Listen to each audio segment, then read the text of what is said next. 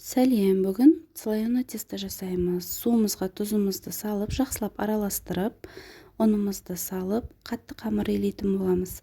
Қамырымызды 10-15 минутқа тындырып қоямыз.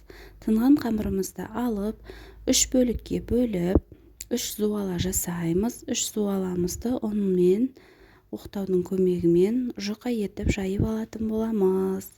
Каналға жазылуды ұмытпаңыздар.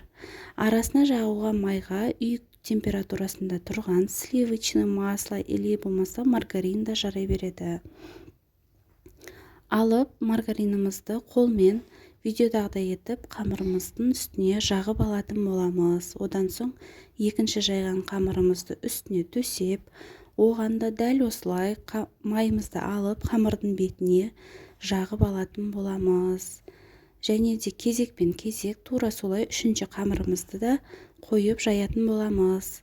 Каналға жазылуды ұмытпаңыздар. Қызықты өзімнен тексерілген рецептерді салатын боламын.